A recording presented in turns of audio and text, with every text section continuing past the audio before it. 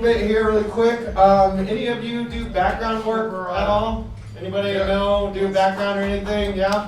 Why? I'm sorry, like I've done it before. It's a rough experience if anyone who has done it.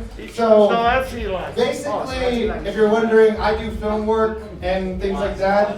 If you're wondering, when you're on with your background on set, everyone fucking hates you. Like everyone wishes death upon you, or they want to fuck you. It's one of the two. It's never anywhere in between. So I've done background work a couple of times, and always the coolest people there were the people that did not give a shit, or the people that were severely retired. Like, just ridiculously out of their element and just like, whoa, I guess I'll do a film tonight. This sounds fun. You know, they're cool old people, you know? I mean, they're creepy, but, you know, it's kind of fun. I've done background on Waco. I don't know if anybody's watched that show, and if you're wondering if you can see me, you can. I was a guy when Michael Shannon gets fired, and I had to look angry, so I just gave him a like you suck kind of look, and it didn't even make it into the cut. Like there was nothing that happened with it.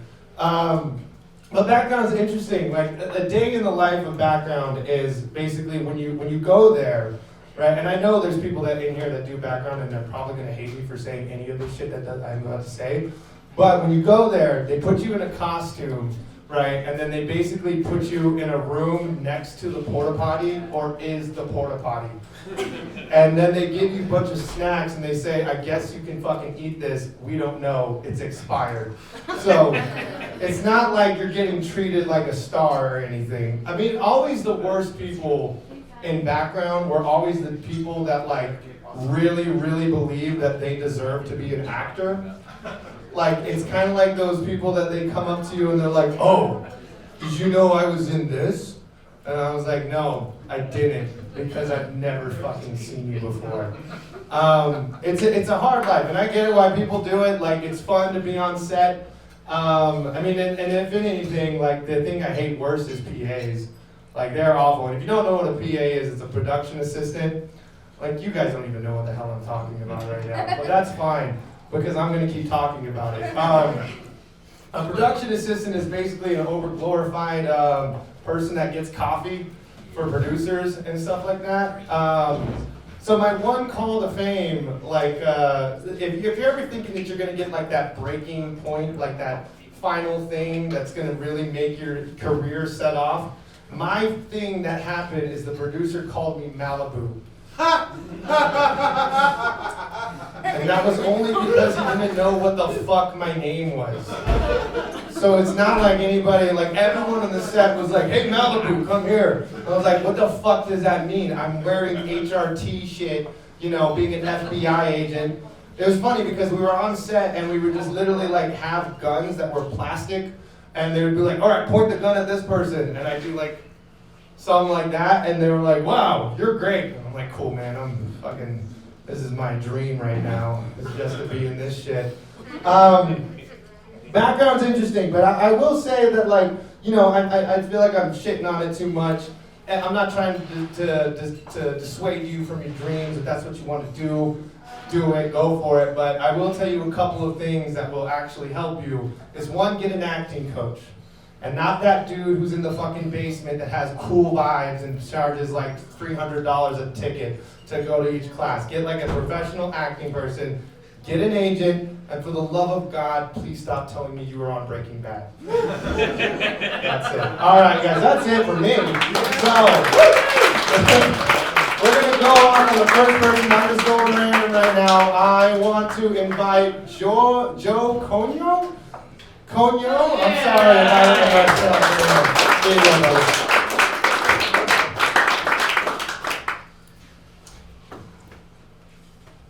I'm kind of new in stand-up comedy.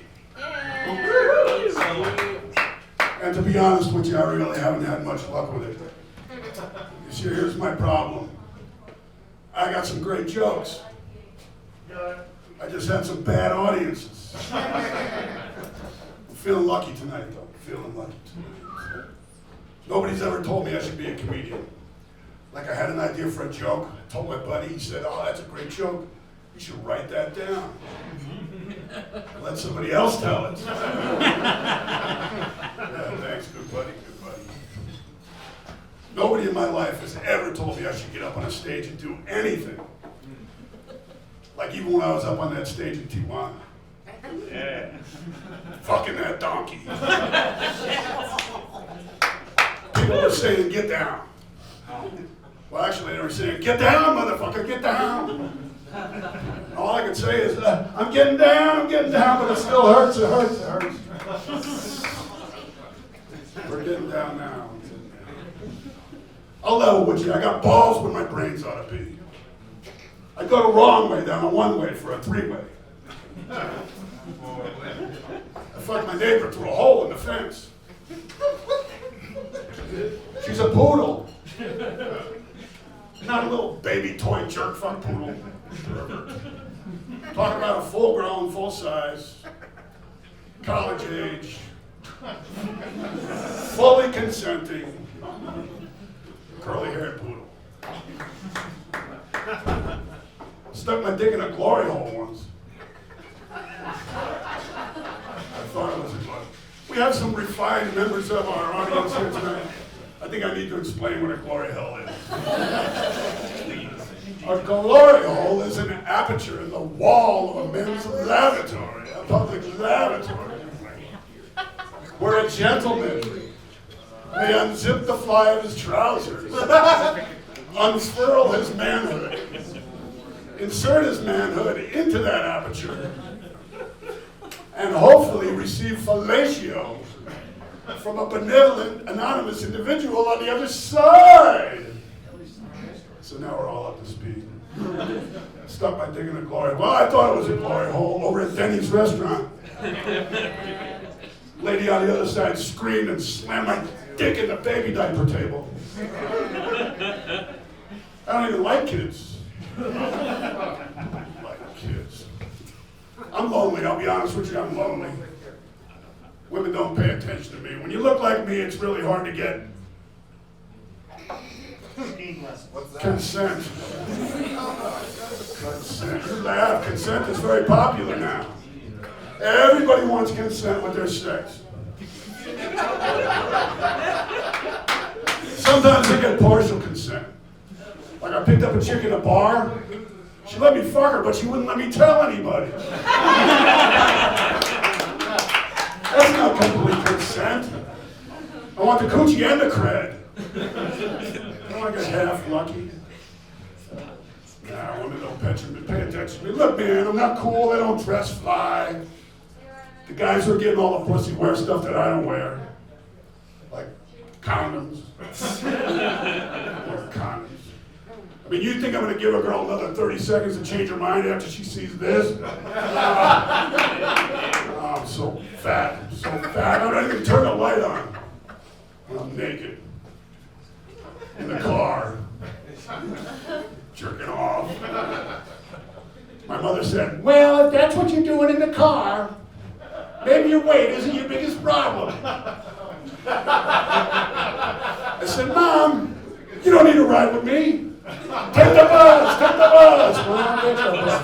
Hey, I'm Joe Caillou from Sacramento, California. Thanks for letting me start up. Thank you so much, Joe. Thank you. It's okay, everyone does it, except for not everyone. So my next comedian now, for some reason has decided to keep this nickname, and I don't know why. Red Flag, come on up here. Come on up here, Red. Go ahead. Hi. Hold on. There he is. Don't hit the plug. I'll take my mic. We don't need your notes. He needs a sticker. My notes? You think I practiced this? I'd be better at it. How you folks doing? It's me, Red Flag, your favorite Mexican. How you doing?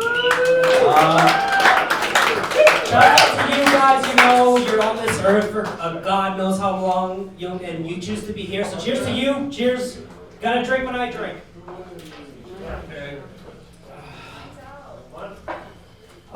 Do we have any cops in the audience? Any cop supporters? I'm gonna do a cop joke. Okay, good. Does anyone have an irrational fear of cops? Like, I was pulling up a light here, and a cop pulled up behind me, and I swear to God, I got so scared. But I'm not doing anything. And I realized, why am I so scared? You know, and I'm scared, well, because I'm brown. And then I realized, but if I was black, I'd be terrified because they're going to kill me. But because I'm brown, they'll just put ice on me. Which one's better? You tell me. There's a war going on. I know you've heard of it. It's on the news. You can't fucking escape it. You're inundated every fucking day. The bipartisan conflicts, these bullshit. You know what war I'm talking about. And it's the war between Kim and Kanye. That's the only one that matters. Where the fuck is Ukraine? Well, what do you mean we're dealing with Russia? We settled that shit in Rocky 3. Like, I don't even pay attention to that. I don't pay attention to that.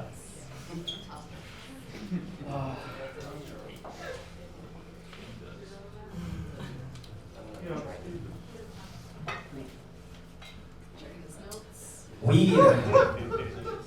Drugs. We all have our own shitty experiences. We've all had a drug that just made us go, oh, I'm not doing that again. I fucked up. Mine is weed. I know it sounds low level. I'm sure you guys have done meth and did things you regret. But with weed, it's dangerous. I got high with a buddy. I got so stoned. I drove in my car. I was going home stoned as fuck. I realized I'm almost out of gas. I gotta get gas to move the car. So I pull into the gas station stoned. I go up to the cashier and say, hey, give me 35 on number 6. And then I wait, I'm gonna get snacks. So I get me some Cheetos, some taquito rollers, and a Gatorade. And I go, I pay for my shit, my gas is ready. I go to the pump, and I get in my car, and I drive away. Yeah, I didn't realize that until the next morning when I got in my car. Had to go to work, and I realized my shit's still on E. Why is it on E? I bought the gas! And then I thought, fuck, I left the pump. I never pumped the gas! I just paid the shit and ate like a pig. See, it's dangerous. I've been a little broke lately. You guys broke? You guys don't look broke. You all look like you have money. I'm broke. Because construction, it's slow right now. There's winter, you know. We lost a really good client. What was his name? Mr. Steen something. His name sounds like a pedophile, but he was a good guy, great client, gave us so much work, you know, but once, I don't know what happened to him, you know. We used to always build crazy rooms, underground rooms, patterns, you know, and then eventually the work ended. We're like, what happened to Mr. Steen? You got arrested for something. Like, oh, well, who knows what happened? Eventually, I didn't pay attention. You know? Eventually, oh, I remember his name, Mr. Epstein. That was his name, yeah. Oh, somebody didn't like it. That's okay. I'm trying to tell some jokes. Hold on. Give me patience. You know what I saw? I was reading The Hill earlier this week. You guys know The Hill? You alright? News? Big tribe. I saw the article. It says, Cardi B weighs in on the current Ukraine situation. She doesn't take any sides. And I just wanted you guys to know, because all day I was thinking, what does Cardi B about the current geopolitical complex issues? That's the only woman I give a fuck. Fuck Kamala, fuck Biden, fuck all these people. What does Cardi B think in this distressing times? All right, folks, thank you for listening to me. Yeah.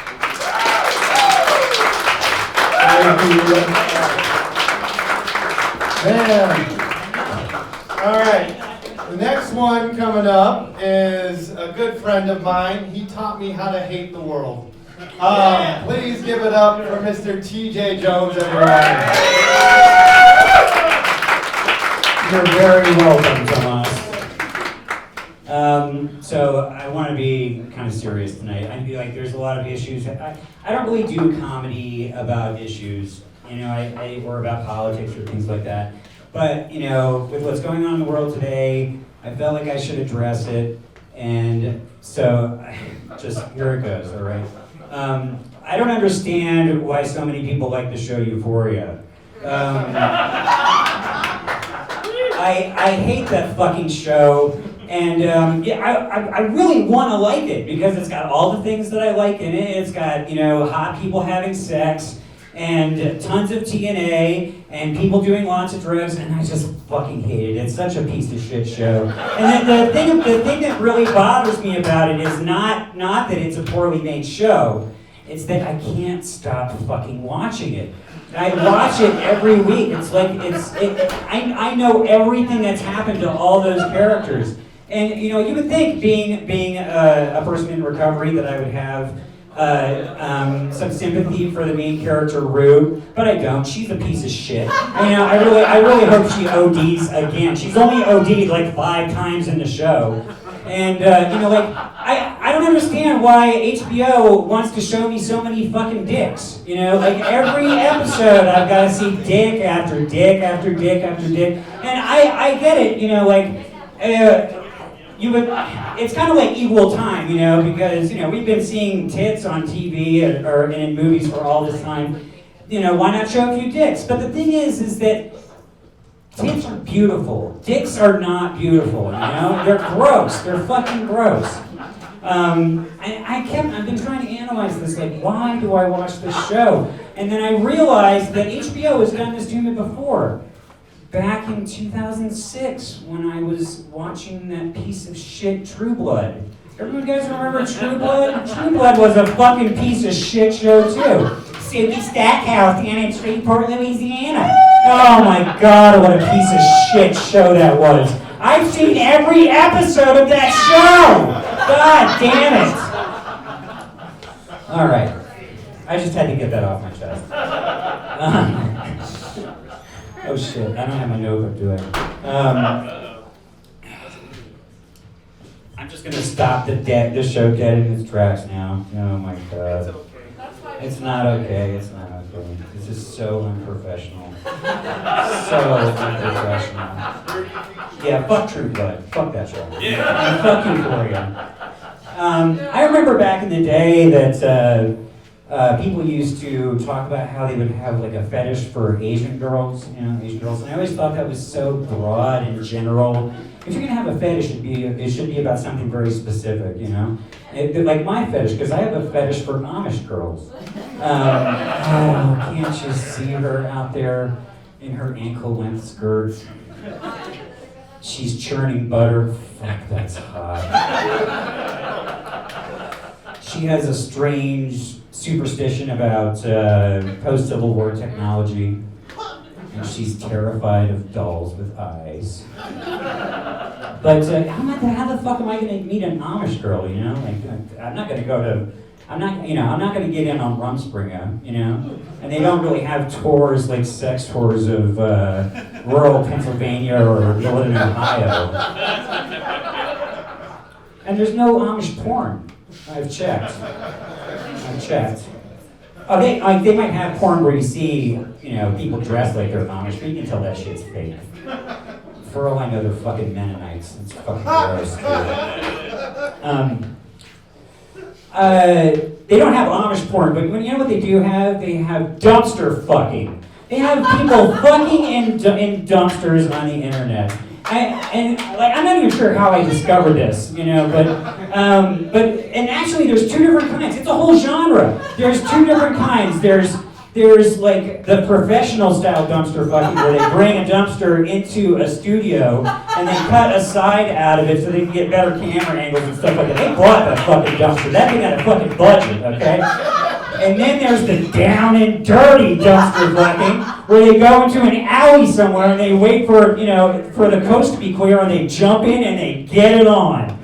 And like I'm kind of a germaphobe, so like anytime somebody's like touching the wall or something like the wall, I'm like, oh god, that's so gross, don't do that. That's so disgusting. Oh my god, I can't believe I'm watching this. But I finished it. I honestly finished it so I could watch them crawl out of the dumpster. That's really all I wanted to see. But as bad as dumpster fucking is, it's still written better than the show Euphoria. Right? Thank you very much, folks. You've been a great job. TJ Jones, everyone. TJ Jones. Now you know why I hate the world, if you can hate Euphoria. Granted, I fucking hate that show too, I'm sorry. It's not good. Anyway, so coming up next is someone I'm about to pick.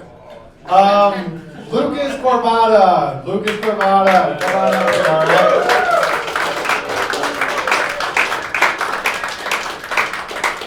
There you go. Here I am. How's everyone doing tonight? You guys having fun? It is so good to be in Santa Fe. But you know, I don't know what dicks he's been looking at because the dicks I'm under are beautiful. Oh yeah, I just came back from 3 weeks in Puerto Vallarta. I did 9 shows out there. One of them was for an all-gay audience, 69 gay men, all nude on a nude beach. Yeah! They were, so when they say picture your audience naked, they really were. I didn't have to imagine a thing. You know, talk about being vulnerable and exposed, not for me, for them, I had the mic. You know, but there was no body shaming. There was no body shaming. Some of them were brunettes, some of them were gingers, and some of them had no pubes at all. That joke went better over there. Who gives a fucking shit? I really don't care. But you know, they were all at full attention. They really were. And I did get a standing ovation. They were all laying down. They were.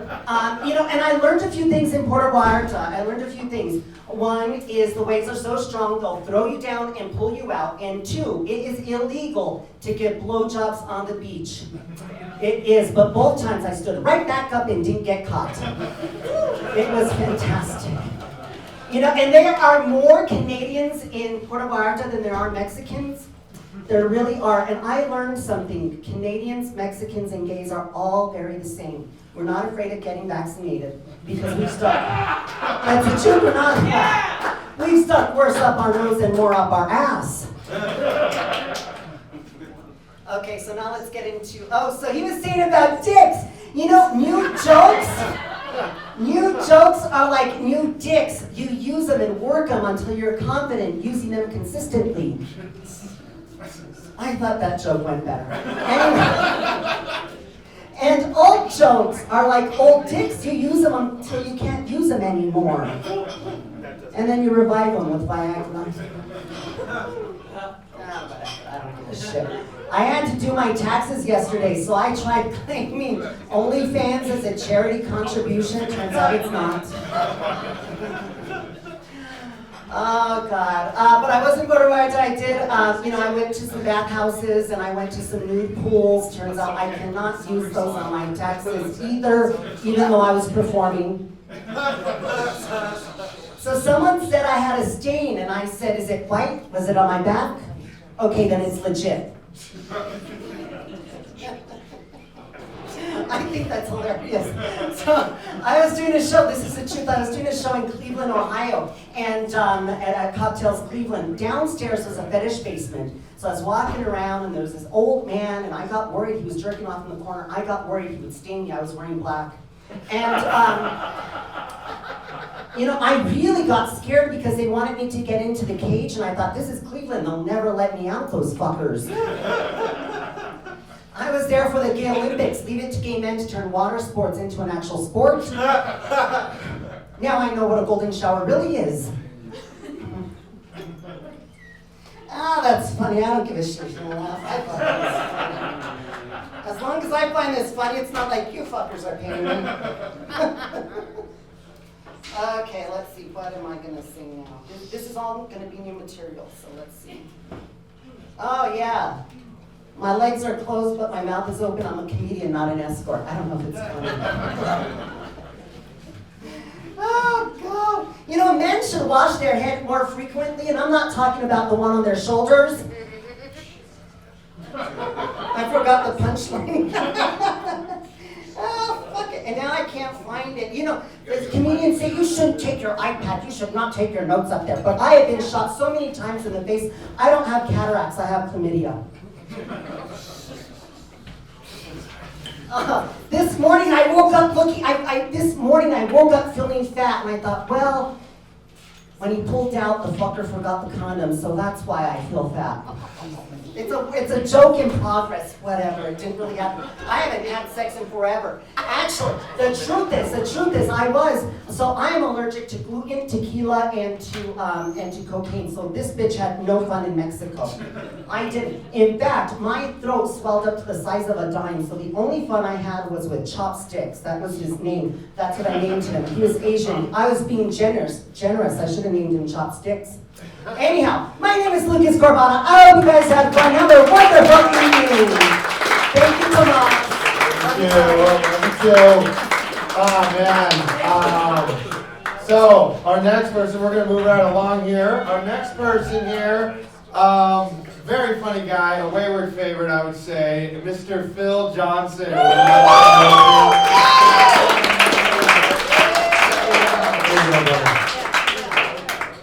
All right. My name is Phil Johnson. It's nice to have you here. Everybody doing all right? We adjusting to the no masks? I found it to be a bit of adjustment, you know. I like the no masks, mostly because I felt when people had to wear them, they weren't wearing them real well. You know, like when you pull down the mask to hear better. I'm sorry, what was that?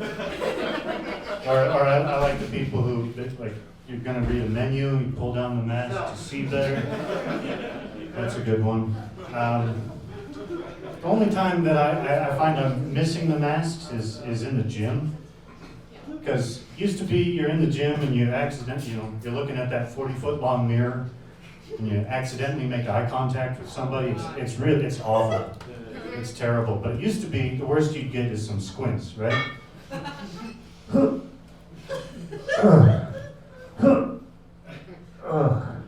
Now you see their whole gym face, you know?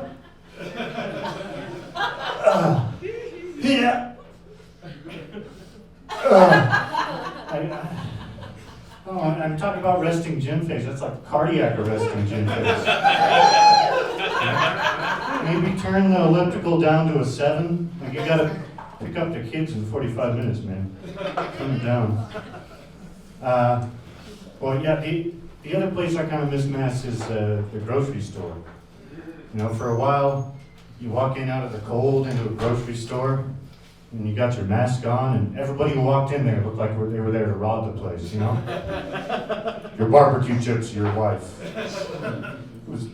I really liked it. You'd see like little old ladies in full ski masks. You're like, whoa, is today the day? Could be. I don't know, yeah, it just looked like everybody who walked into a grocery store was there to rob it. Nowadays, it's just me. You ever get that where they follow you around? And I really enjoy it. I like it, you know, because they're not super subtle about it. So if you do the thing like, oh, I forgot, I better turn around real quick. There's some 20-year-old kid going,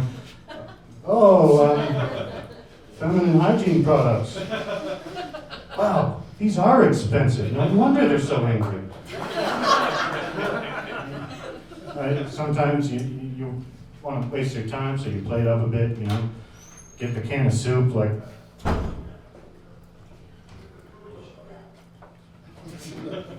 Yeah, that's a good one. Go to that pit of giant onions. You know, it's like a 7x5 pit, and really take your time.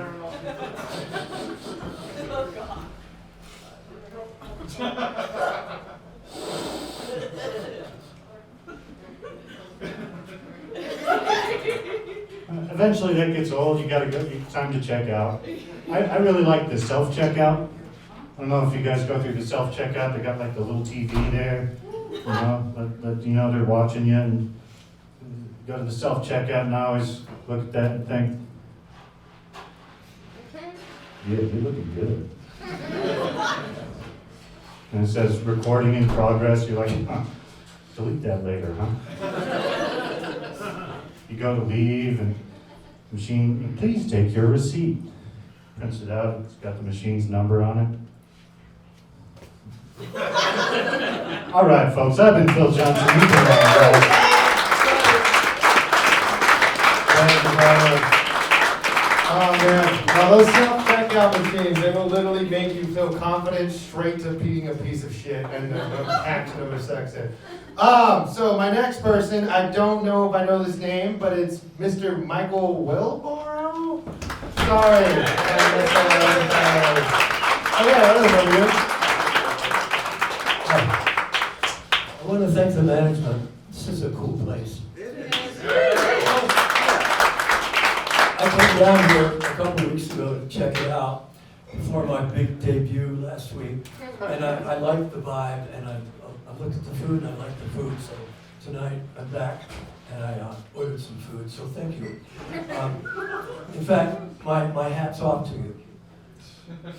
My hair's off to you! Oh, no! There was a time, it was a long time ago, when before I had these long, beauteous tresses, I used to have to be very careful when I went outside, especially if it was windy. And this is what I usually did. Oh, it's coming from there. Okay. And then I would come back inside, and I would have to, of course, rearrange it. Oh, okay, where was I? Oh yeah, over here, okay. Well, it's not that way anymore. That fateful day, I said, okay, honey, cut it off. I'm ready now. And it was really such a relief to not be worrying about that. But it kind of epitomized my sense of self. You know, the big cover-up. I don't like admitting it, but I didn't have very good self-esteem. Yeah, I know, it's sad. But no longer! Ba-ba-ba-ba-ba-bum! Here I come to save the day! Mighty Mouse. Mighty Mouse, most of you are too young to remember Mighty Mouse, but he used to fly like this. Wow, yeah. A friend of mine, I really like horses, and I have a friend horse, his name is Jocko. And Jocko walked into a bar a couple of nights ago. Well, actually, he didn't walk, he clumped. Boom, boom, boom. The bartender comes up to him and says, what do you have? Draft beer. There you go. Hey, why the long face? Long face? Okay. A couple of years ago, I took my little daughter, she was 5 at the time, to Disneyland. We stayed in a motel, and we woke up, and she said, Daddy, guess what? And I said, no. She said, no, Daddy, come on, guess what? I said, no, I don't want to guess. All right, just tell me.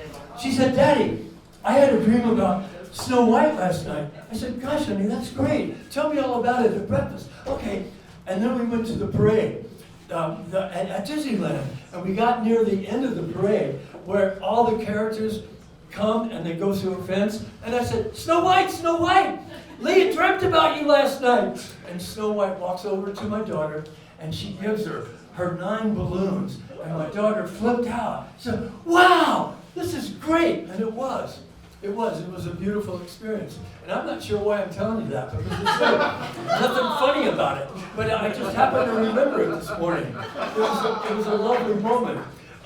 Thank you for the... Okay. I'm a guy that likes old words, and some of the new words disturb me greatly. And I'm going to do whatever I can to eliminate them. For example, gay.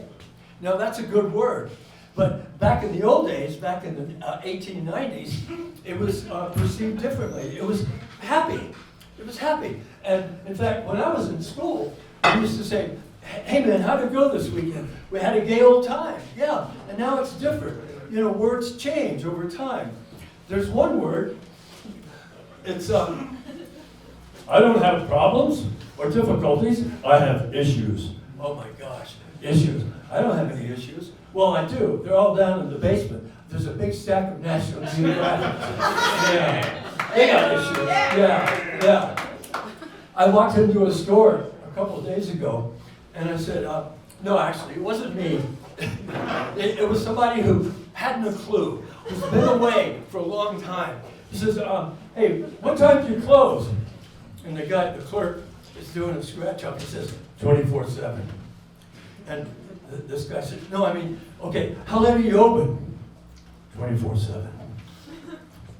Then the guy said, okay, hey look, I just want to know how late you're open. 24/7. Why do you keep talking in code, man? Can't you just tell me how late you're open? I'm trying to tell you, 24/7. That means 24 hours a day, 7 days a week. Well, why didn't you just say that? My gosh. Okay. Another time, oh yeah, I was at a gathering. It used to be called a cocktail party. Those don't happen anymore. Okay. And this guy walks up to me, and he's tall, and he has slick black hair, and he goes like this. And you are? What? He does it again. And you are? Standing here. No, I'm asking you, what's your name? And I said, well, why didn't you just ask me, what's your name? I don't know. Okay. The Lone Ranger. Sometimes I can make a horsey sound, but I can't right now. But the Lone Ranger rides again. Hi-ho, Silver! And Silver, away! And then they start riding. Tonto, come on. Tonto, we're surrounded by Indians. What are we going to do? What you mean we, white man? Thank you.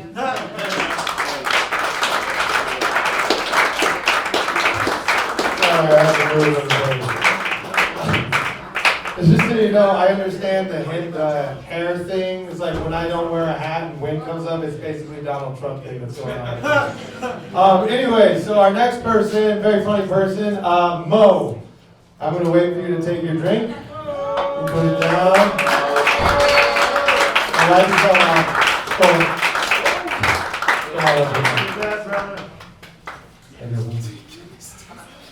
Well, I haven't been up here in a while. My son just isn't going to be as exciting as dumpster fucking.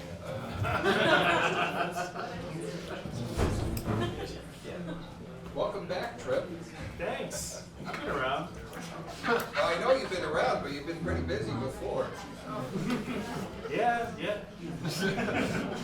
So, words are weird. Somebody might say to me, I insist. And I might think, I desist. But then I'm thinking, what's the cyst? You know what I'm saying? So, when I desist, I'm taking the cyst out, right? When he's insisting, he wants to put the cyst in, right? Like, I don't know what it's all about.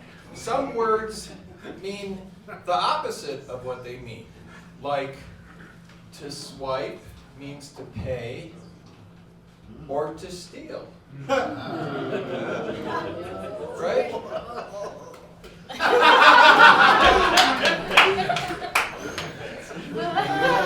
I may say, you are delightful.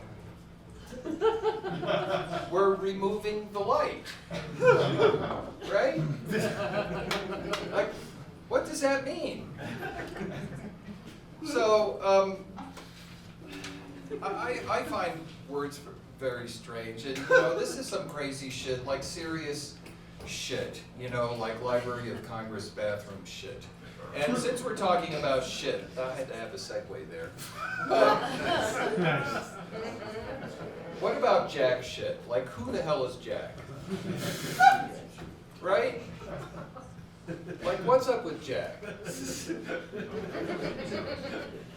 It turns out that the sailors had their sails, which they called sheets, and they had their Union Jacks. And if somebody was stupid, they would confuse their jacks with their sheets. So that somehow morphed into you just don't know jack shit. You know what I'm saying? But that still doesn't tell me who Jack is, because if you look up Union Jack, nobody knows where Jack came from. So You still don't know who Jack is, so what the hell? And speaking of hell, we're going to hell in a handbasket, right?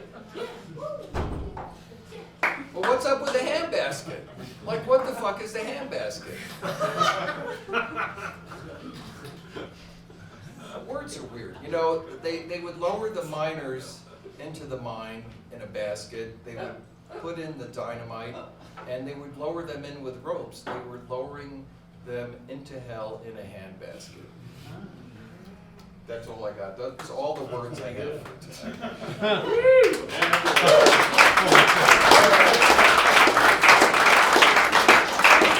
Give it up again for Mo. I think a hand basket is just a literal basket you hold in your hand. I don't mean to, anyway. Our next person coming up is, he's going to be on the Tumble Root show that's coming up, Mr. Felix Cordova, everyone.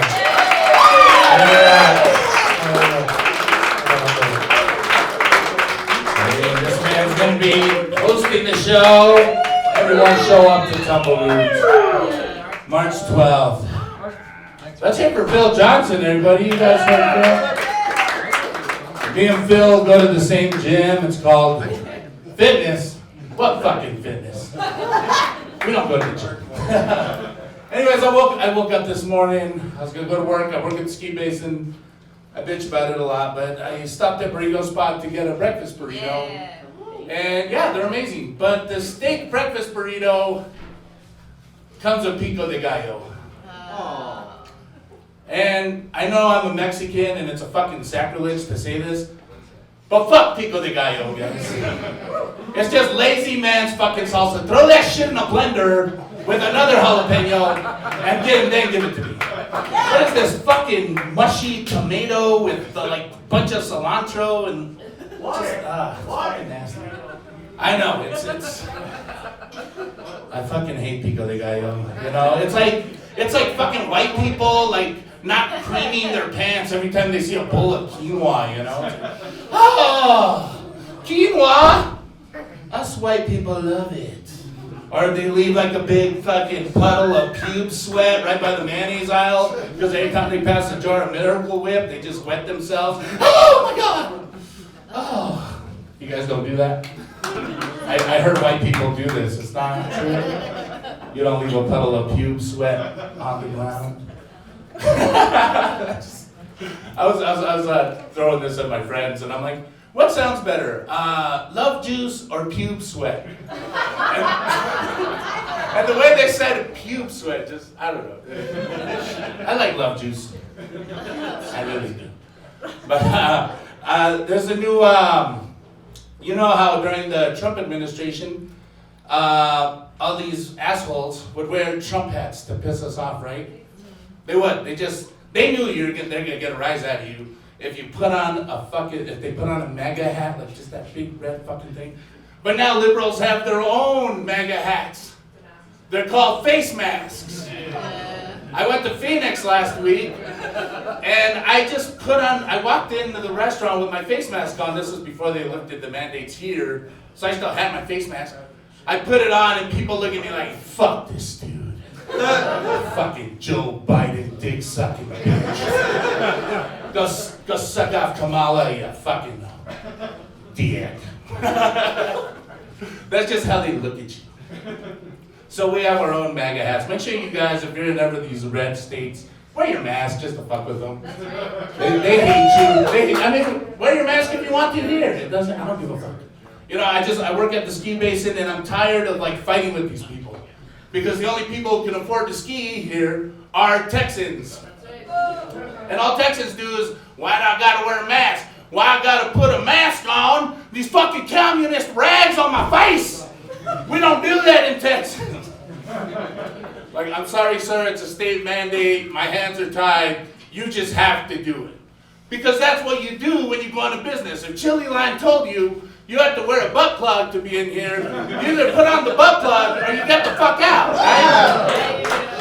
You You don't bitch because you have to wear a butt plug for 15 minutes to have a beer while these waiters and servers are wearing a butt plug all fucking day, right? Like, you think I give a fuck about you wearing a butt plug for 15 minutes? I've had it in for 9 hours. I'm not even shitting corn kernels anymore. I'm shitting whole corn stalks. Like fields of corn are coming out my ass. You think I give a fuck that you want to wear a butt plug to have a beer? Fuck out of here, Dallas. Hey.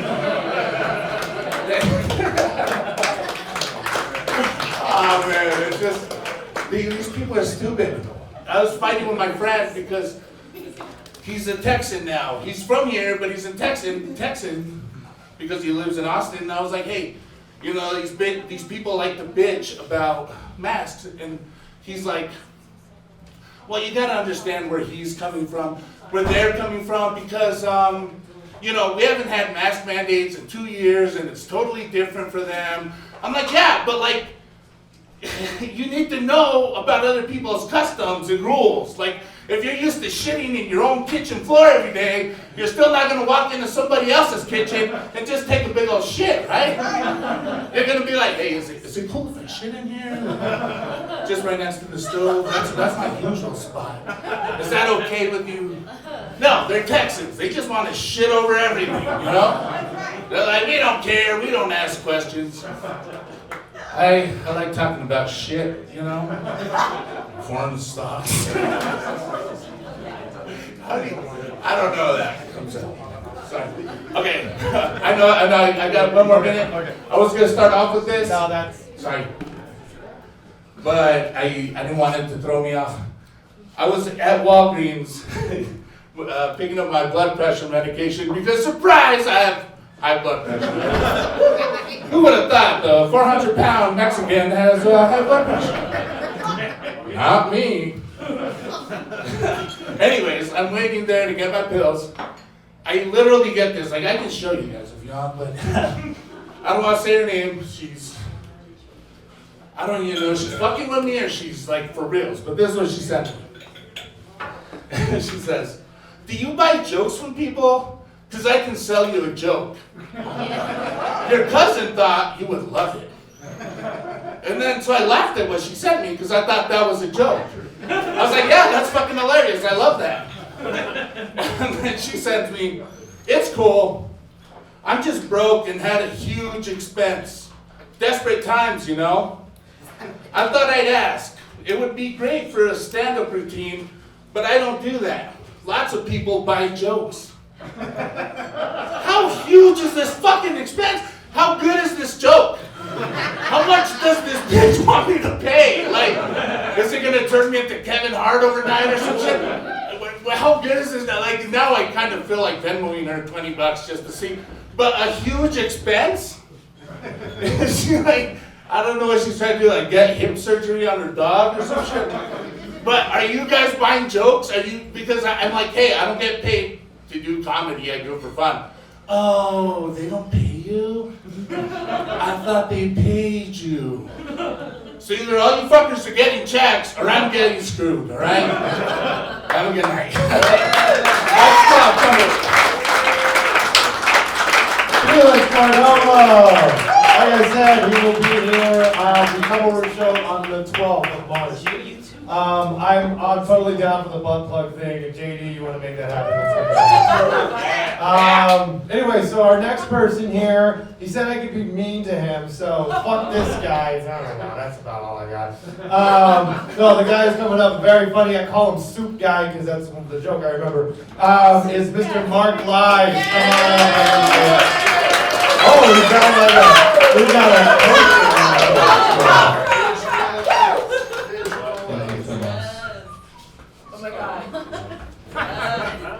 Hi everybody. How's everybody doing today? I've been lying to you all for months. That's so unexpected. My name isn't really Mark Lies. Suckers. I realized if I want to be a comedian, I need to learn how to act like I give a fuck about you people. The reason I want to be a comedian is so I can be on the show Comedians in Cars Getting Coffee with Jerry Seinfeld.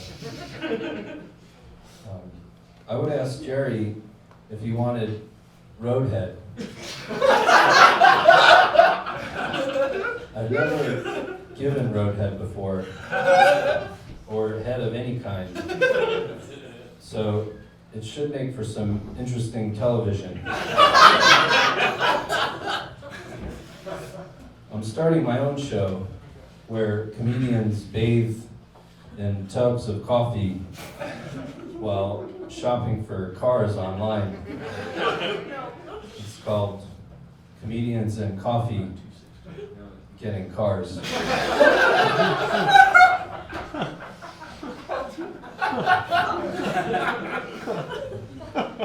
Listening to a quantum physicist talk about quantum physics is like listening to a schizophrenic talk about their cat.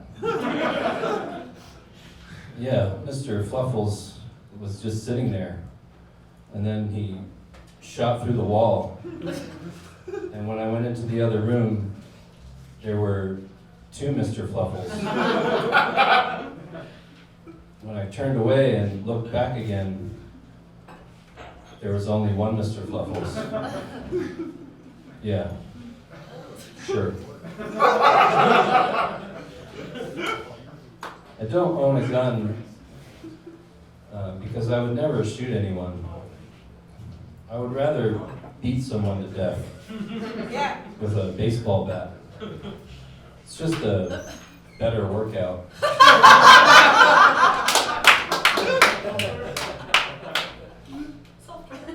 It would also be a way for me to connect with my grandmother.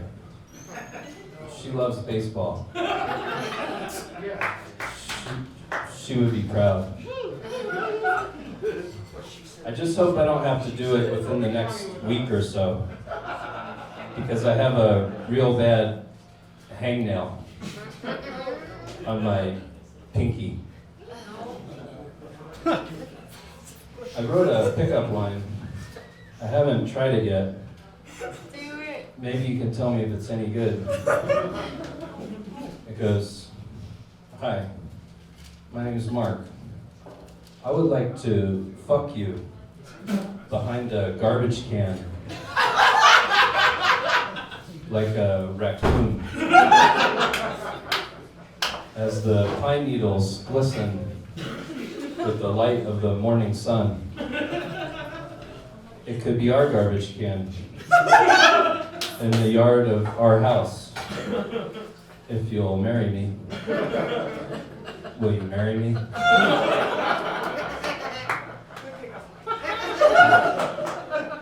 I know it's cliche.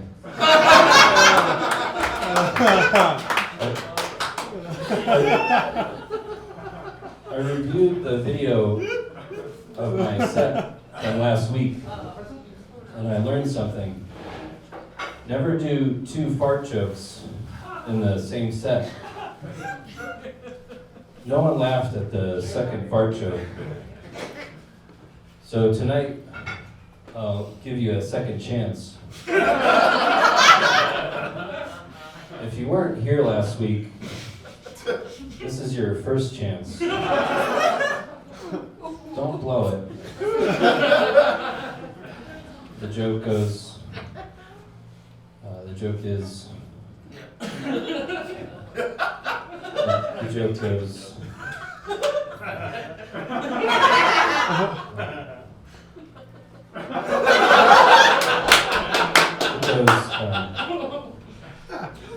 I read that psychologists have figured out a way to tell if you're depressed at home. They said, you know you're clinically depressed if you no longer enjoy the smell of your own farts. So I'm the only one who's not depressed. Well, now I know. I'm just a life liver.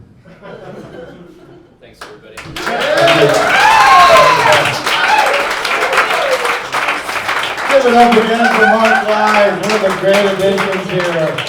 That is awesome that you brought that as your notes. That's fucking ridiculous. Our next comedian, I don't know, you ever gone up before, or this is the first time? She's gonna. Oh, she's gone up. Okay, everyone else knows. I know. So give it up for Mitten, everybody.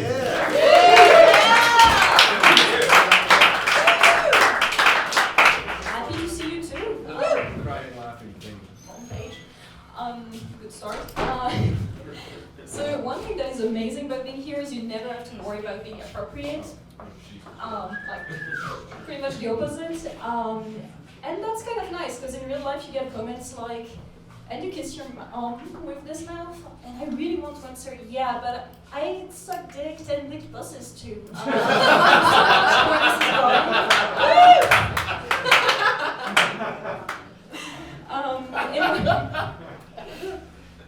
Yeah, no, really, like, I'm not sure what's the answer to that. Anyway, there's also this expression of having a sailor mouth, and if people have sailor mouths, here it's more like not the regular ship sailor mouth kind of club, it's more like the dirty pirate sailor mouth.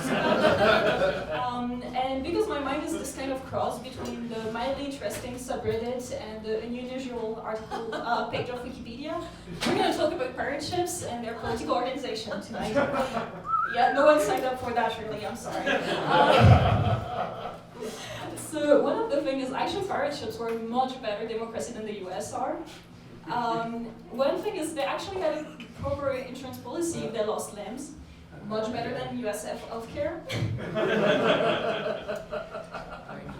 They actually had a democratic vote, like everyone had a vote that was actually worth something. The wealth distribution was pretty great because captains made at most twice as a regular sailor. And the best thing of all is, if a captain was really fucking up, they would just leave it on a desert island. Pretty good counterpower, I think. So anyway, that was for the informative part of the evening. Back to me, because whatever, that's my set.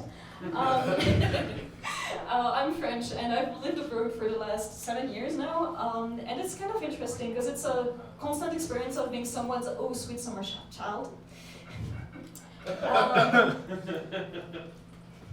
And one thing is, I was actually quite deep in my 20s when I realized that what I call underwear is called lingerie for most people.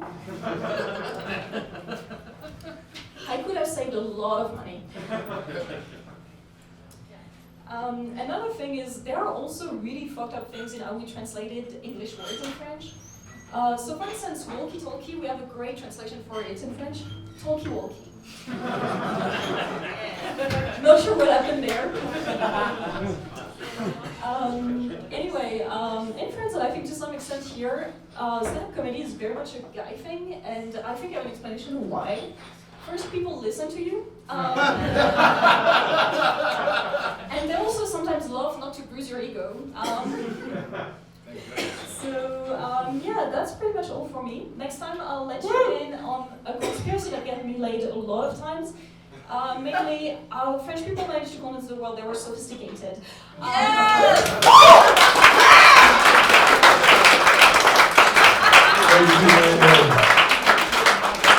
see why I use the code name for the whole thing. Anyway, so the next person coming up, I believe he's inside here, Mr. Brian Brett. Oh my God. Where the hell are you? Is he outside? Right. Not next? Okay, never mind. He doesn't want to go next, so let me just fuck up my whole list anyway. No, okay. I'll pick someone else then. Sure. Brian. I know. So my next person coming up, let's go with Nick Helton. Who's also going to he's going to be on the Tumbleweed show as well at March 12th. All right, thank you, Tomas. Thank you, everyone. Boy, we're learning a lot tonight, huh? Apparently there's better places to take a shit than the kitchen floor. That's good. I learned there's still people who pretend they don't know what a glory hole is. What would you do if next Wednesday you showed up and there was a mysterious hole here and say like a mysterious figure? Just to show kind of story. That's the point I'm trying to make, guys, glory holes are dangerous. Here's the first tip. Don't go to the glory hole at the zoo. You don't know what's on the other side. Turns out it was an anteater. It wasn't so bad. But Amish glory hole, though, every time. Shit, I don't even remember what my step was. Oh, yes, we're going to talk about movies. So apparently they made a sequel to The Matrix. That's exciting. They did Matrix Reloaded, then Matrix Resolutions, now it's Matrix Retarded. And there's a reason behind that. I'm actually going to unpack that. Because you ever thought to yourself, okay, if Neo's the one, if he's the guy to save the universe, why is he so fucking dumb? Why is it like the dumbest guy in town who's the one? And so first of all, it's Keanu Reeves. And I know, nobody doesn't like Keanu Reeves, right? Sarah Lee can choke on a brownie. Nobody doesn't like Keanu Reeves. And I can see why. He's handsome, he's kind, he's gentle, and he seems to be genuinely unaware that he's in movies. He thinks he's just having a crazy time. He's had a crazy year. Oh man, it's been such a year. First I went back in time and met Socrates. Then I had to fight Dracula. Then Steve Martin was my dad. Sounds like a hell of a year there, Keanu. But the other reason, this is the secret reason, the one has to be kind of stupid in The Matrix. Because as we all remember, in The Matrix, you die because your brain thinks you die. And so when your brain thinks you die in The Matrix, your body dies in real life. So you don't want a guy who knows what's going on out there. You know what I mean? You don't want some guy who knows exactly the amount of blood he has to lose before he goes into critical shock. You want a guy who looks like he forgets to breathe. Oh yeah, good one. It's Morpheus, I can tell at the beginning of the movie, he's explaining The Matrix to Neo, and he's like, is any of this getting through, buddy? Are you getting through with any of this? And he sees Neo talking to this little bald, like malnourished kid about a spoon for 20 minutes. I don't know about this guy. How's the spoon there, Neo? There is no spoon. Oh, for Christ's sake. He doesn't get anything. But he's a genius in The Matrix because they can't kill him. You know what I mean? He gets shot. Oh, whoa. You know? He gets stabbed. Oh. His head fucking gets chopped off and rolls down the arroyo. Excellent, you know? And the agents are like, we keep killing him, but he's too stupid to realize it. And I think that's the point. That's the message of the whole franchise, as it keeps churning out new movies. So you don't want to know what's going on. You'll do better if you don't. This is another movie trend that's very exciting, I think. Old men doing action movies. Is anybody else excited about that? I think Harrison Ford kicked it into gear with Indiana Jones and the Island of the Crystal Skull. The movie started and his face looked like the guys at the end of the first movie when they were melting. I was like, Indy, watch out, the Ark! And I was like, oh, that's just Harrison Ford these days. That's what the fucker looks like. But I'm all about this trend. There's The Irishman. Remember that? Where Robert De Niro plays like a 25-year-old guy beating up another 25-year-old guy? If you think Robert De Niro is a good actor, think about how good of an actor that guy had to be.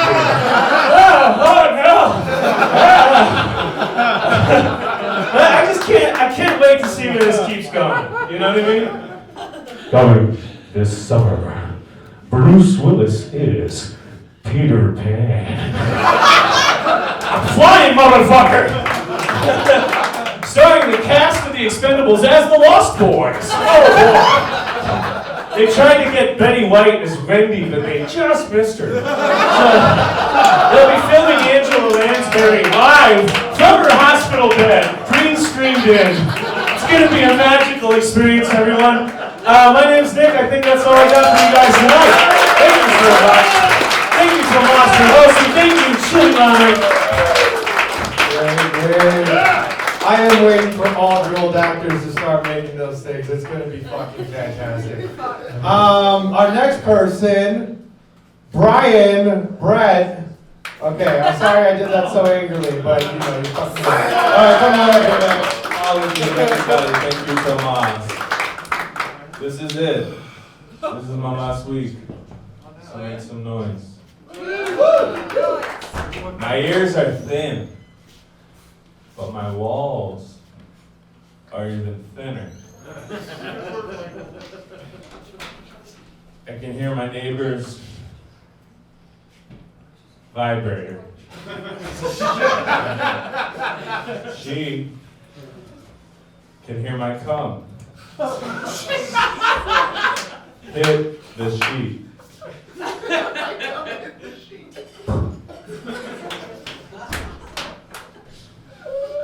She knows me better than I know myself.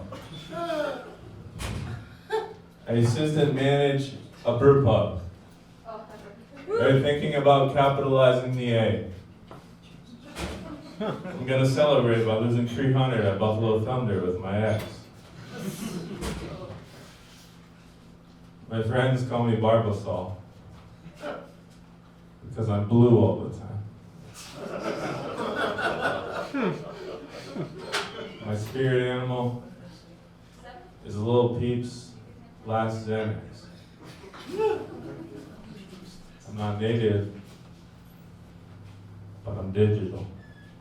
I thought the CDC was a fish restaurant.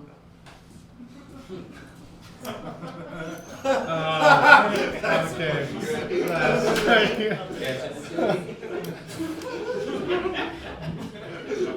You ever sit down on your couch without pants on?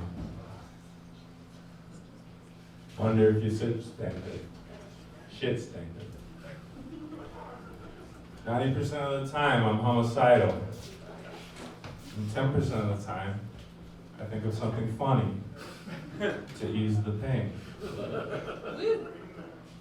It works out to one joke a day. And 9 murders. There's gotta be a better way. I order in Spanish at Taco Bell. Not right now though. I live in the metaverse. My lawyer is handling my debts. You can reach him on the medians in Santa Fe. He takes cash and change. He does have a bar license. He just has trouble landing clients. Always wears a suit. Always shoes of some kind. His name's Roger. Also his favorite word. You'll feel very much on the same page. Thank you. Look me up. I'm Brian Brett.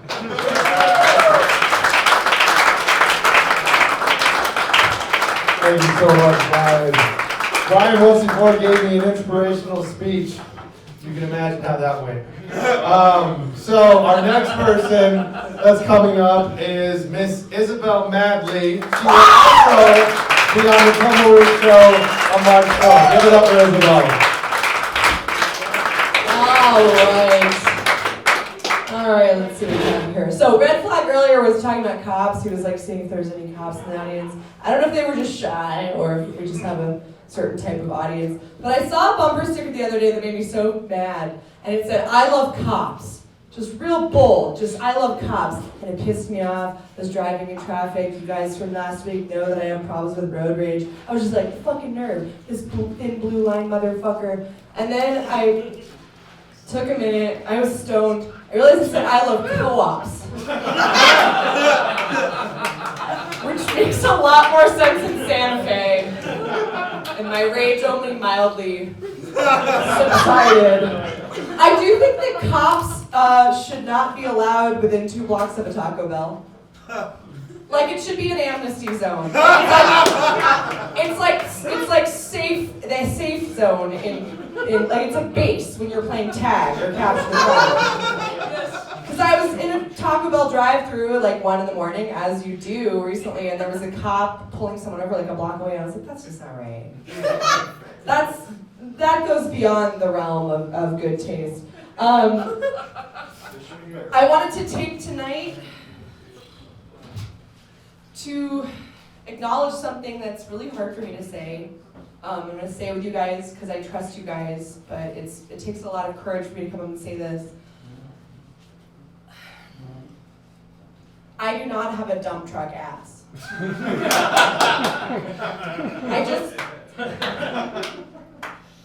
I just don't. And like it's probably more like a pickup truck ass. Or like maybe a Subaru Baja ass. And I'm just really happy that you guys can be here to share that with me. But like body image has always been a thing for women. I mean, can we talk about euphoria a little bit more? Holy fuck. Is that what teenagers are like now? I mean, my God. I remember myself, I would wear like jeans and a graphic tee with a funny saying on it. A little bit of Happy Bunny. Maybe like an ironic pin from Hot Topic. I wasn't so hardcore that I would buy clothing from Hot Topic, but I would go in the pin section and listen to My Chemical Romance as I like shuffled through the pins and tried not to make eye contact. And I know I'm old because I'm watching Euphoria and I'm clutching my pearls. I'm like, where's your mom? Because again, I wore t-shirts and jeans. These girls look like they're trying to dress to make the teachers as uncomfortable as possible. You never see the teachers in the show either. Like that's a whole thing. And like in high school, I could barely wear a skirt without being read to filth. Like my friends would be like, oh, it's the big occasion. But now, like these girls dress like they are undercover cops looking to bait a child predator. Just full, I've said it before, just full prostitute. Full prostitute. Like we couldn't even wear spaghetti straps because everyone knows that to a teenager, the most erotic part of the body is the collarbone. Boys are like, oh God! Yeah, my chubby, awkward ass, like wearing a ponytail, and my friends were like, oh, it's a special occasion. I look on TikTok, and I thought that teenagers dressed like your older brother in 1994 if he went to an aerobics class. There's a lot of like sweatpants and sweatshirts, but a crop top as well. Confusing. Like if all those teenagers nowadays could get a hand on those like hood Looney Tunes shirts. You know what I'm talking about? The oversized, airbrushed, like Tasmanian devil, like thug shirts. Oh my God, those girls, but they'd wear like short shorts underneath it, so it just looks like they're naked. Like my high school wasn't like that. I mean, granted there were some druggy kids at my high school. Like I do remember like a girl coming to 8 a.m. calculus with like the cocaine nosebleed. You know, morning, you know, gotta get your coke in before you learn some math. And I do remember some teachers sleeping with the students. And I do remember another teacher getting fired for buying the students drinks. Fuck, did I go to Euphoria High School? I might have. It's closed now, which makes a lot of sense. I remember teachers, buying high school students drinks, which was hilarious because it was the rich girls and like they definitely had fake IDs. Plus, they definitely had more money than high school teachers. What the fuck would you buy these private school, like, her fucking, mother probably owned Windows or something. Sorry, that was really rude. That was really rude. It was her father who would have owned Windows. Let's be realistic. But and all of this is totally real. Evan went to my high school. We know. It's closed now. It's shut down. It's long since shut down. We had some interesting teachers, though. I had one teacher who would complain about said rich girls by name. It was a very small school to us in class. I also remember a really heated argument we got into where he felt really, this was my history teacher, it was my honors history teacher, and he felt really strongly about this. We got into an argument about the meaning of the word chode.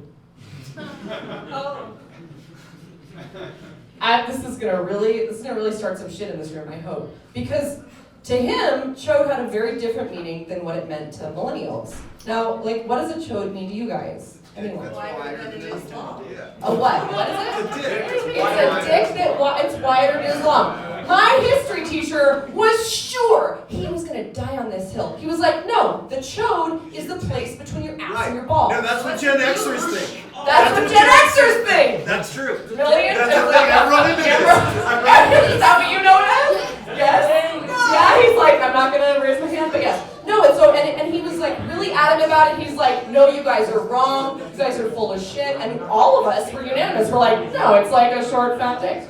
And he was so like attached to it. And I was like, why are you getting so upset about this? Why are you holding on to this so much?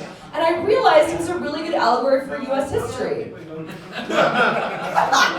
Because there's people where the reality they've always known, they're so attached to it. They're sure that it's the truth.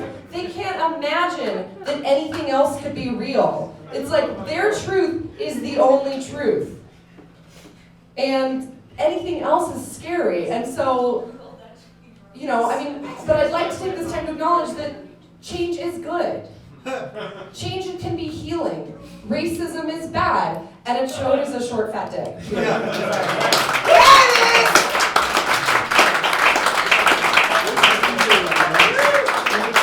Give it up again for Miss Isabel. Like I said, she will be on the Total Root Show, talking probably about chodes, which is great. Anyways, so the next person that's coming up, a Wayward favorite, I would like to give a warm welcome to Mr. Evan Galbert, everyone. Come on here, buddy. Tomas Cabildo, ladies and gentlemen. Hey, let's give it up for Bizarro Rip Taylor, who's just here fresh off of the set of Jackass. Not straight Rip Taylor. Well, that's why I said Bizarro, the opposite of Rip Taylor, you know what I mean? He looks like instead of glitter, he should be throwing buckets of cigarette ash on people, you know? But what they do have in common, glory holes. We know that much. We know that they share that. I'm no better. I mean, I know I look like an extra from fucking American History X, right? But I'm actually half Jewish. The bottom half. Hey, oh, this guy knows what I'm talking about. No. What I mean is I have bad knees and like one bad hip and my feet are hairy. No, I feel like I was born a 40-year-old Jewish man, which means that I'm 73 in my heart and spirit and in my actual physical body, you know? I got dumped on Valentine's Day just last week. Yeah. Being dumped on Valentine's Day is kind of like being orphaned on Christmas. Like, it's still a shitty thing to have happen any of the other 364 days out of the year, you know, but that one day just kind of adds insult to injury. But you know, before she and I broke up, I had already scheduled to have a vasectomy. And I'm just gonna keep the appointment, honestly. I'm just gonna keep it. Because fuck kids, and because the other half of me is German, and it wants to eradicate the Jewish half of me, you know? So, no, really, I mean, when we were together, she had talked about wanting to get her tubes tied because she didn't want to have kids. But, I mean, it was easier for me, like, you know, if she had to do that, she would have had to have, like, a letter from her priest and her father and her husband all saying, like, she's a witch and shouldn't be bearing children, you know? So it's easier for me to, like, have my nutsack sliced open, have my balls snipped and burned on both ends and then tied in a knot than it is for her to have any autonomy over her body, right? Right? And you know who you can thank for that? This fucking guy. This guy right here. I like to call him Captain Big Butt Little Hands. I call him Captain Big Butt Little Hands. He's a giant, just gigantic ass, tiny, tiny hands. You know, it was all his problem. It was his idea, you know. He said, we couldn't do it, but we're going to overturn Roe v. Wade. I got 2 new Supreme Court justices, 2 of the best justices. The best. And nobody said you've ever seen justices like this. Never seen justices this good. Their names are Tricky Madoo and Amy Coney Island. Amy Coney Island, or as I like to call her, the quiet pretty lady. You know, I like them quiet, folks. It's, I like it when they don't say much. Look at Melania. This fucking guy, I mean, not only can this guy confess to crimes, he can just confess to fucking any of the most outlandish shit that any human being's ever done out in the open. No other president could say, grab my, the whole, you know, like the fucking access, like, not that Obama would ever have to, you know? I mean, let's be honest, man, you know, he's just too smooth. He's too smooth. He's not gonna go around trying to brag about something like that. I mean, sure, they'll let me grab him by the pussy, but man, I'm not gonna go blowing up the spot, you know? That's not an issue. Or Clinton, you know, Clinton, he had his improprieties too, let's be honest, you know, he probably did some pussy grabbing, but hey, man, he knew to lie about it. That was the whole point, you know. He probably would have had a second term if he said, yeah, man, I shove a cigar in that girl's vagina, whatever. Hey, let's have a good old time. You know what I really like about that bit is just saying pussy is different people. It's kind of fun. Joe Biden probably can't even say pussy without the word cat. It's like, pussy cat. It's the only way, it's the closest that I can get. Joe Biden always sounds like he's talking to like a third grade class. You know? So the closest that he can get, he can't actually say pussy. He can only say old-timey words like coin purse. Or grab her by the lug glove, or work her over by the Jack Nasty face, you know, like. Anyway, that's all the time I've got for you guys. Thank you so much.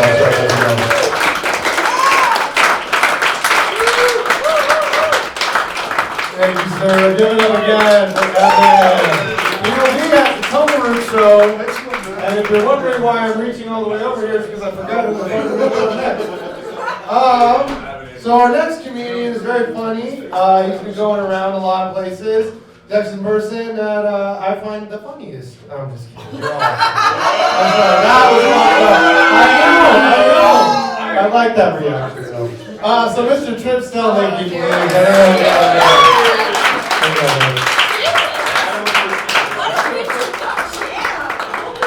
It's awkward enough that you said it, but then to bail so fast and so hard. Way worse. Man. Thanks, Tomas. So I was doing comedy recently, kind of like this. And I was doing my set, and in the middle of my set, a woman was chirping. She was just making a chirping noise. You know, I was doing a punchline, chirp. You know, punchline, chirp. And so I turned to her, I was like, do we have a problem?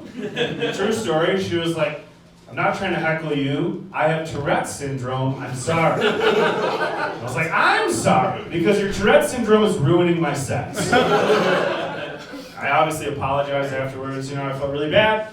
And we got to talking, and she was really cool. Actually, the talking went pretty well because she took me home. And later that night, I was in the middle of fucking her, and she started laughing. And I turned to her, I was like, do we have a problem? She was like, I'm not trying to heckle you.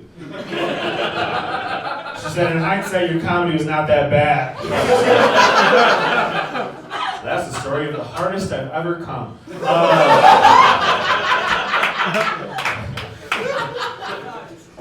Somebody was talking about Roadhead earlier. I think it was Mark Lies. He was talking about sucking Jerry Seinfeld's dick. I think that's accurate. I checked a big bucket list item off recently. I got Roadhead. That was it finally. It finally happened. Yeah, get up for me!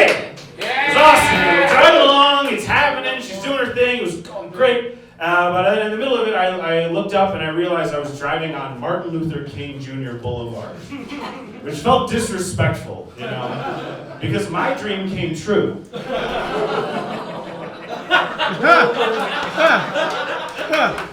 Happy Black History Month.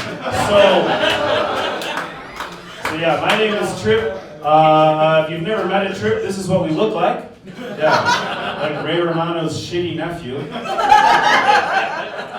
Yeah, with a name like Tripp, I shouldn't be here telling you jokes. I should be the head lacrosse coach at a Mormon high school. My assistant coaches, Braxton, privilege spelled with a Y, Johnny Handsy Roofy Guy Romney. Don't ask why we call him that. Just put two and two together. I know Tripp sounds like a silly white person's name, you know, but it's actually indigenous, believe it or not. Yeah, the name Tripp is indigenous to business class. It means one who has never truly suffered. In some dialects, it's one who should probably not tell this joke. Yeah.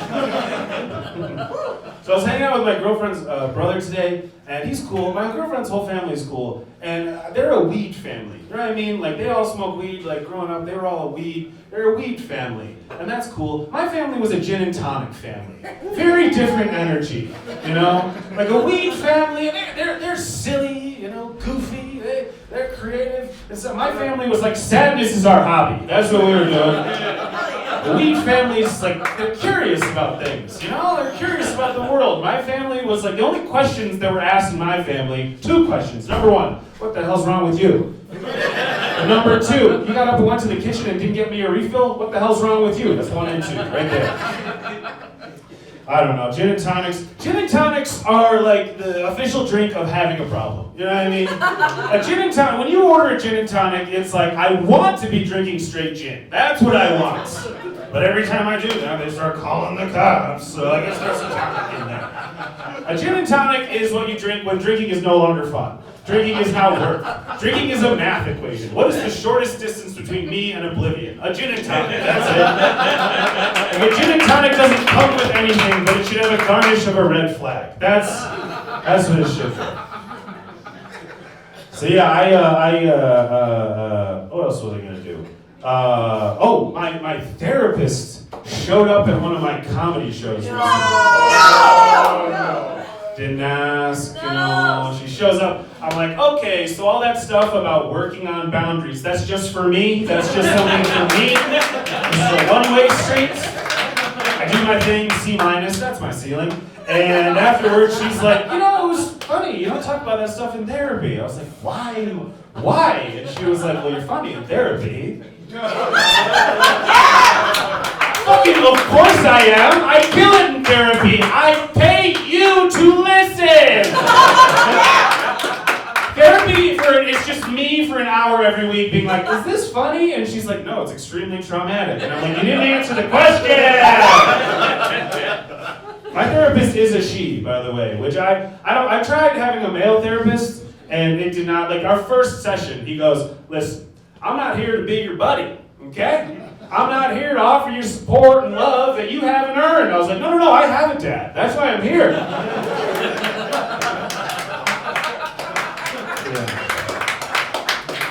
So I'll do one last thing. So therapy, all that. I'm not all that fucked up. I don't hate myself, but I was raised Catholic, so guilt is like a factory setting. You know what I mean? Like guilt was the factory setting. Then my parents got divorced, so the first software update deactivated self-esteem. And now my whole operating system, I have very serious connectivity issues. My brain is like a smartphone that doesn't work. In other words, an iPhone. That's I don't know. I was raised very strict Catholic, and then my parents got divorced. That was my childhood. So I had the 10 Commandments and then 2 Christmases. That was it. I had fire and brimstone, and then whatever the hell my dad's cooking was. Holy shit. Dad, do we have to eat brimstone again? He's like, stop lying. You sound like your mother. You sound like your mother right now. I don't know. With the Catholic shit and the divorce sadness for me, when I was a kid, the only people I thought got to be happy were Jews who stayed single and were very direct in their dealings with children. So I was a very big Willy Wonka fan. That was my ideal adult. Yeah! That was my guy. Not a great role model for parenting, Willy Wonka, I don't think. Murdered quite a few kids. I don't even think, not a good parent. I don't even think Willy Wonka did like vaginal sex. Chocolate factory? Like that's a screaming metaphor. He's trying to pick up women at the bar. He's like, you want to head back to the chocolate factory? She's like, you know I hate your stupid metaphors. If you want to figure my asshole, just say that, will you? That's it for me. Thank you, guys. Give it up for Trip, everybody. I know you guys are still mad about the comment I made earlier, but I take it back. So it's all good now. Anyways, the next person coming up is Mr. Ryan Lawless. I see you right there. Come on up here, man. Thank you, Tomas. Charming lad. All right. I met Fat Tony tonight. And the first thing I said was, hey, Tony. He was like, no, my name's Joe. And I was like, oh, right. Well, you're skinny Tony. I get it. All right. Yeah. I've been getting into some good music lately, like Creed. Where's Tomas? Hey, man, brother. Oh shit, I can't think of the song right now. Get on, my friend, I feel it. I don't know. Anyways, let's not do that joke. I went to the dealership and the person was asking me if I needed new tires. And I said, no, but insomniacs might. Because they are tired people. Huh. That was good. Right? I know. I look like I have a fetish for the blind lady. No, not like she's blind or anything, but like she sells blinds. I might be in. Alright. Someone asked if I was did any sort of background work, and I said, yes, at my current job. They walk all over me.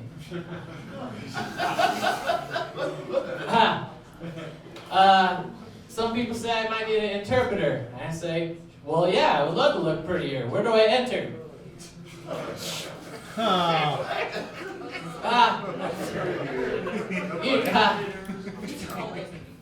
You know, a meerkat is not a cat who's obsessed with himself.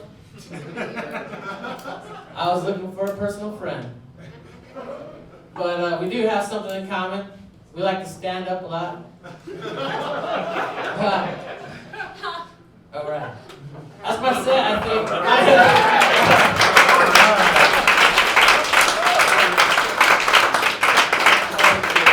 Give it up for Ryan Lawler. You guys know me. Prairie Dogs also do that too.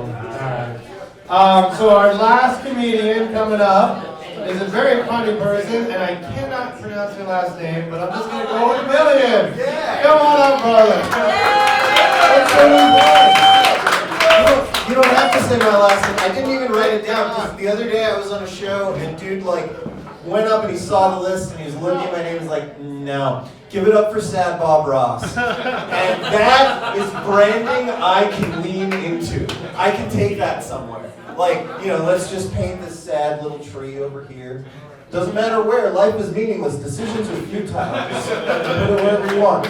You know what, we're gonna beat the devil out of that brush. Sad Bob Ross does that too, that's just the standard, all the Bob Rosses do. We're gonna get the nice thick brush, okay? We're gonna dip it right in the black paint can, and we're just gonna take nice long strokes. We're gonna cover the whole canvas. Long strokes, you wanna block out all of the light. There are no happy accidents, except for those that release us from this living hell. Alrighty. Paint it all black. Someone should write a song about that. So I get sad sometimes. I get sad. I got up this morning and I called into work. I told them I wasn't feeling well. And I know that, you know, tomorrow we have to have that conversation. Oh yeah, something's going around, and I can't say, yeah, it's called depression.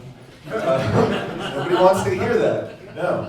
I got up though, I went into the living room, I saw that big pile of dishes, and I was like, okay, I could do these dishes and feel a little better and get the day going and, you know, kind of make something of it. Or I could starve to death and then I don't have to go to work tomorrow either. You know, like that's. I'm joking, guys. I don't have a job. Okay, like, this is all from years ago. Yeah. I did go to therapy. I did go to therapy after that joke was written, and it helped. I found out I have ADD from that therapist. Let me tell you this: if your therapist doesn't say at least one thing every session that makes you just want to punch him in the face and leave, you're wasting your time. That is not what therapy is for. You are paying this person to be that friend that is a shitty friend and just says the shit out loud that you don't need to hear. Like that you have ADD. And so I punched him and I left. I was mad and I walked home and I sat down on the computer. I was going to prove him wrong. I'm excellent at focusing. I don't have ADD. He doesn't know what he's talking about. So I started Googling ADD and YouTube, and I started watching these videos. And about 2.5 hours later, I'm watching this TED Talk. This woman's talking about her kid with ADD and how when he gets really interested in something, he goes like straight down a rabbit hole. Fuck! I guess I have ADD. It's a weird thing to have. Like it's almost like a superpower, but not useful. So I think I'm smarter than most people, and it's not my fault. I was told I was smart most of my life, and most people are pretty stupid. So like it was a low bar to get over. Turns out I'm not smarter than most people. I just think more than most people. It's just not helpful, you know? Like, it's weird. I think of problems no one has and solutions to problems no one has. You know what I mean? Like, for instance, you remember that song "Rock You Like a Hurricane"? Is it weirder for you if you know that it was written by a guy named Rudolph? Nobody named Rudolph has ever rocked anyone like any kind of weather pattern at all. Rudolph will maybe rock you around the Christmas tree if you behave yourself. You know what I mean? Like, that's what Rudolph does. Hakuna Matata is just a blatant ripoff of the bare necessities. Baloo is owed royalties, god damn it. Is there any use in walking around looking for something you want that just can't be found? And you find out you can live without it and go along not thinking about it. I'll tell you something true. That's called burying it and not addressing your problems. That's a problem, okay? Okay, how about this? The hardest working people in the John Wick universe are those guys who go around every week sharpening all the knives, right? Like, that's definitely who makes that fucking place go around. You can't have that fight on the subway if somebody hasn't sharpened the knives. All right, we'll finish it up by talking about Rwanda, because that's the only thing I have to say. You guys know about Rwanda, you've heard of it. It turns out Rwanda, 2022, and actually for like the last 10 years, is globally renowned as one of the bastions of equality, gender equity, and pay equity across the line. The entire country is above. Germany is above most of the Scandinavian countries. Like, it's one of the happiest and most equitable places to live in the world. Why? Well, they had this big genocide in the United States. And most of the men and boys were killed to the point where women took over most of the government, many of the public roles, and a large percentage of the workforce, and they passed laws that led to this state where there's pay equity, there's equity across genders, across even like tribal, like the things they were killing each other over before. Like, everybody's even now. My point is, a better world is possible.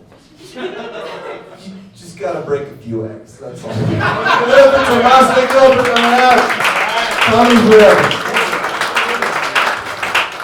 Thank you so much, man.